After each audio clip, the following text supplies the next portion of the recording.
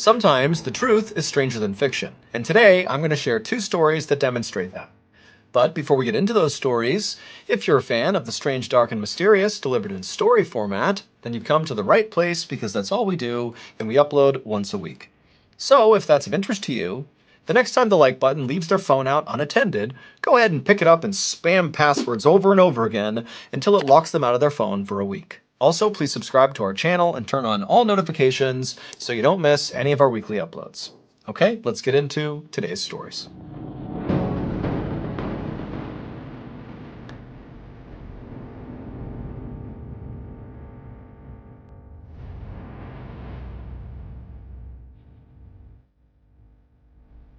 At around 8 p.m. on December 16th, 2023, a 31-year-old man named Nestor Flores was driving down a highway just outside of Dallas, Texas, with both his hands tightly gripping the steering wheel.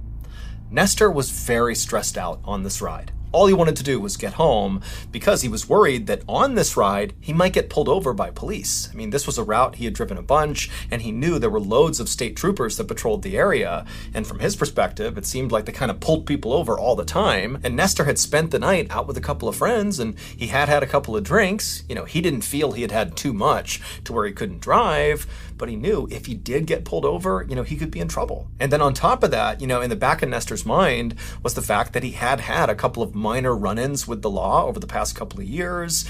And so he kind of had this fear of police already. And also, Nestor was not born in America. And so he was worried that on top of all that, if he got pulled over, he could risk being deported. And so on whole, Nestor just does not want to see any police officer. He just wants to get home and go to bed.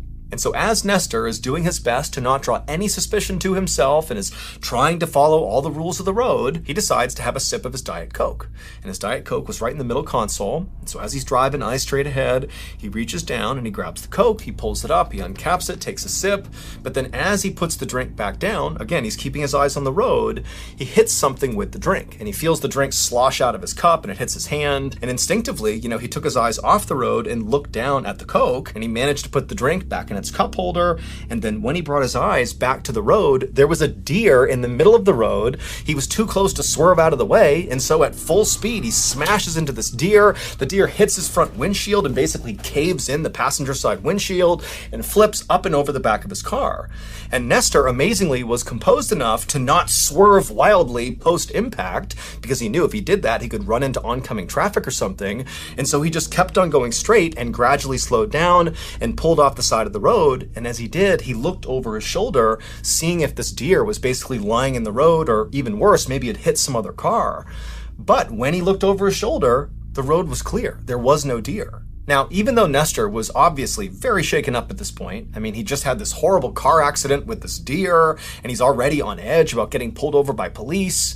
But for the moment, it was just peaceful on the highway. No cops were coming up to him, and he's pulled over to the side. Physically he was okay. It seemed like the deer was okay. It clearly ran off the road or something. And there was damage to his car. I mean, the deer really smashed in the front of his car, and the windshield, especially on the passenger side, was basically caved in. But Nestor was able to see through his side of the windshield, and when he put the car back in drive and hit the gas, the car seemed to drive just fine. And so even though Nestor felt kind of bad that he had smashed this deer, he thought, what am I going to do? Go find the deer and make sure it's okay? Like, he can't really do anything. It's nighttime. And so he made the decision that, nobody saw this and it seems like everything's okay. So I'm just going to drive home and I'll take care of my car tomorrow. But after driving 38 more miles from the impact site, Nestor's car began making this horrible rattling sound from the engine, and also smoke began to billow up out of the front of his car. And so Nestor knew, this is so conspicuous, he's gonna get pulled over if he doesn't stop. And so feeling really annoyed, because he was actually pretty close to home at this point, Nestor pulled off the highway and came to a stop in a parking lot of a fast food restaurant. And so at first, all Nestor did was just turn off his car and wait for a couple of minutes in hopes that, that would be enough to cure his car. But after a couple of minutes, the smoke continued to billow out of his car, and then when he tried to turn it back on again, the car simply wouldn't start. And so at this point, Nestor knew he had to call a tow truck. But when he reached for his phone was dead. And he didn't have a phone charger in his car. And so he's like, great, I can't even call a tow truck. But then he looked up and saw the fast food restaurant was open, and he decided he would just go in there and he would ask one of them if they had a charger. And so Nestor gets out of his smoking car, he walks into the restaurant, he goes up to the counter, and he asks the person behind the counter, like, hey, my phone's dead. Do you have a charger? Do you mind charging my phone? But the employee, they didn't say anything back to Nestor. They just stood there with their mouths open and their eyes wide, staring at Nestor, like they couldn't believe what they were looking at. And so Nestor's thinking, like, what's wrong with this person? Hey, do you have a charger or not? And the employee, who by this point is pale as a ghost, just shook their head at Nestor, like, no, they don't have a charger. And then they just stood there, still staring at Nestor. And so now Nestor is genuinely just furious. The whole night has completely derailed here. All he wanted to do was get home, and it's like one horrible thing happens after another. And so Nestor was just like, okay, fine. And he turned around and he left the restaurant and went back to his car, thinking maybe if I search the whole vehicle, there's bound to be a charger in there somewhere. And so Nestor gets back into his car, he climbs into the driver's seat, he shuts the door, and as he begins looking around his car for this charger, he begins to feel really sleepy. And actually, he eventually just kind of leans forward and falls asleep in his car. More than 2 hours later, Nestor woke up to the sound of somebody tapping on his window. And so Nestor groggily turned and looked, and it was like the worst case scenario. It was a police officer who was shining his flashlight into the vehicle, clearly gesturing for Nestor to roll his window down. And so Nestor was totally compliant. He rolled the window down and he looked at the officer. And before Nestor could even say anything, the officer said, get out of the car. So Nestor, he gets out of the car and he's thinking to himself, why is he acting so aggressively towards me? Like, what have I done here? And so Nestor, he gets out of the car. And again, before Nestor can ask any questions, the officer just says to Nestor, what happened tonight? Like, what's going on here? And so Nestor, he knows his car is jacked up and here he is sleeping in the parking lot. And so he turns to the officer and begins explaining the deer story. He was driving down the road, he hits this deer, it went over the top, he didn't see it, he didn't report it. And as he's telling the officer this, he's thinking, oh my gosh, like, is there a law? Like, if you hit a deer, are you supposed to report it? Is that what's going on? Maybe the deer did die and it was in the middle of the road and somebody saw his license plate and now the cop was here. And so Nestor began to panic, trying to explain the logic behind leaving the deer and how sorry he was. He should have stopped. He should have called the police.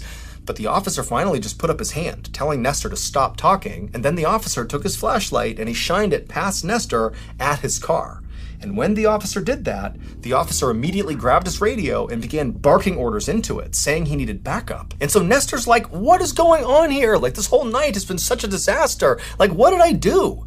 And so Nestor, he turned to see what the cop was looking at on his car that would elicit such a big response from him. And when he looked at the passenger seat of his car, where the cop's light was now shining, Nestor froze for a second and then just started to scream. It would turn out that even though Nestor believed he had only had, a few drinks and he was okay to drive, the reality was he was completely annihilated drunk and should never have been behind the wheel.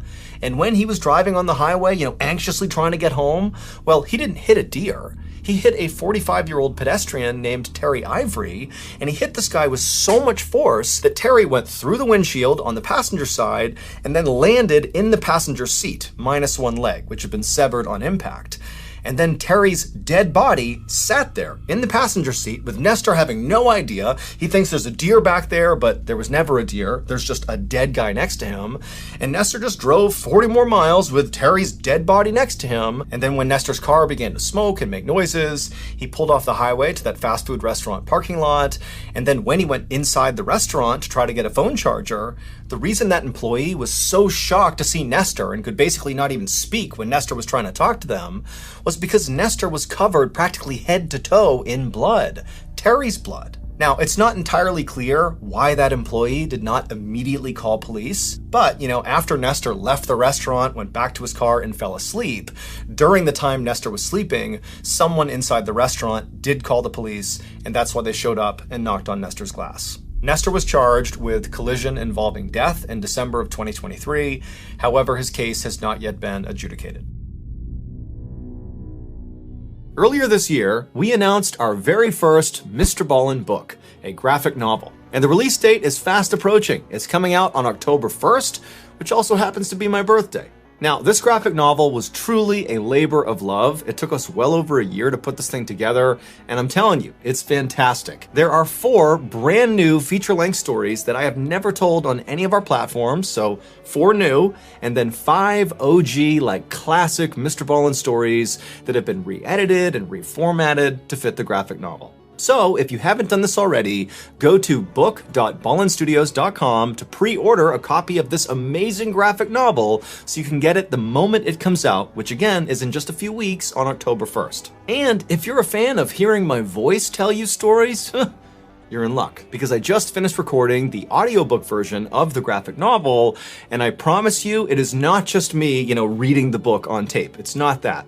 I actually went wildly off script for every story, spicing them up a bit, to the point where the director was a little bit concerned that I had gone so rogue during this audiobook. But I'm telling you, it wound up making the audiobook really unique. It's basically like its own thing now, and it's a great companion to the graphic novel because it's not just the words. It's like an expansion of what you're seeing on the page. So the audiobook, it's pretty good. So again, if you want a copy of the novel or the audiobook or both, just go to book.ballinstudios.com. Okay, back to the stories.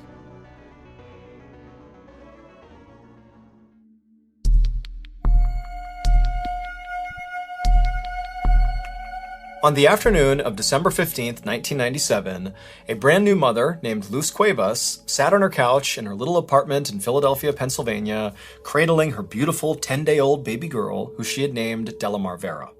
And in the room with Luz and her daughter were some members of Luz's extended family who had come over to meet the baby. And so for about an hour, the family all took turns, holding the baby and complimenting how cute her little dimples looked. And then eventually the baby started to get fussy, at which point Luz said she was going to take her upstairs and put her to bed. And so Luz brought Delamar upstairs to her nursery, and she put the baby down in her crib, and she stayed with her for a bit until Delamar finally had kind of dozed off to sleep. And so after being sure that her daughter wasn't going to stir, Luz got up and she began making her way towards the door, and right before she left, she made sure to plug in the space heater for her daughter's room to make sure it would stay warm enough while her daughter slept. And then after that, she left the room, shut the nursery door, and went back downstairs to rejoin her family. Luz's family didn't stick around much longer after Luz came downstairs, and after they were all gone, Luz realized she was totally exhausted and her daughter was still fast asleep upstairs, and so Luz decided she would also lie down and try to take a nap herself. But as soon as she closed her eyes, she heard this loud thud sound coming from the second floor. And it sounded like something really heavy had smashed into the ground. And she's thinking, her daughter's up there. Could that be her daughter somehow falling out of the crib or something? And so Luz jumped up, sprinted upstairs, and as she looked down the hall, she could clearly see there was black smoke billowing out of her daughter's nursery. And so Luz charges down the hall, she opens up the door, and she looks into her daughter's room, and it's completely engulfed in flames. I mean, everything is on fire, but it's her baby girl in there, and so without any hesitation, Luz charges into the inferno. But when she gets up to the crib, the crib is so completely on fire that when she looks in, she can't even see her daughter. And so in a craze, she begins looking around the room, thinking maybe my daughter did fall out of the crib, and she's somewhere else in the room, but everything is on fire. She can't see anything. And so as Luz is literally catching on fire and breathing in all the smoke, she's screaming for her daughter. And then a couple of minutes later, firefighters burst into the door and they literally drag Luz out of the nursery. She hasn't found her daughter. She's screaming, where's my baby? But the firefighters, they bring her outside. And just a couple of minutes later, they were able to extinguish this blaze. And after they came out of the house again, they found Luz, who had all these terrible burns in her body, and she's totally messed up from this fire. And they tell her that unfortunately, her daughter was dead. After Delamar's death, Luz's life completely fell apart. I mean, the grief was so immense. It was like she could no longer function in society. I mean, she actually retracted from the world, stopped interacting with people, didn't see her family. She wound up getting a divorce from her husband just over the grief and the sadness of losing this child. I mean, it was like her life basically ended when her daughter's life ended. But on top of that, Luce also felt this incredible sense of guilt because after the fire, the investigators told her that the cause of the fire, although not conclusive, was very likely from that space heater she had plugged in right before she had left the room. And so, of course, Luce is feeling this incredible burden for having potentially killed her daughter, but also she just began to obsess over the details because, again, it wasn't conclusive that it was the space heater. That was their best guess as to what caused the fire. And so Luce began to wonder, was it something else? Was it preventable? What was it? Basically, Luce became completely obsessed with what happened to her daughter. It was like the only thing she ever thought of for years. Fast forward to January 24th, 2004, so 6 years after the fire. And on this day, Luce was invited to a family party. There was a get-together, and, Luce basically never went to any family function or really left her house much at all. But for some reason, on this day, she decided to go out. And so she goes to this party, and when she gets there, remember, Luce has basically been a recluse for the past 6 years. And so she's not going to immediately start socializing. And so instead, she just goes in the house and kind of finds a spot in the back, kind of away from everybody else who's chatting, and just stands there, kind of people watching. And as she's doing that, something catches her attention off to the side. And when she turns to look at it and sees what it is, she immediately just freezes. 3 days later, Luce walked into the office of a local state legislator, and after saying hello, she sat down, reached into her purse, and pulled out a little plastic bag that contained a folded up napkin. And she slid it across the table to the legislator. And so he picked up the bag and stared at it inquisitively as Luce dove into this wild explanation about what was in this bag and why she was here. And at the end of this totally off-the-wall, insane-sounding story, the legislator was left just kind of staring at Luce and looking back at the bag in total shock. And then finally, after a couple of moments of silence, the legislator just said, "Okay, yeah, I'll see what I can do." It would turn out the fire was not caused by the space heater that Luce had plugged in right before she left her daughter's room.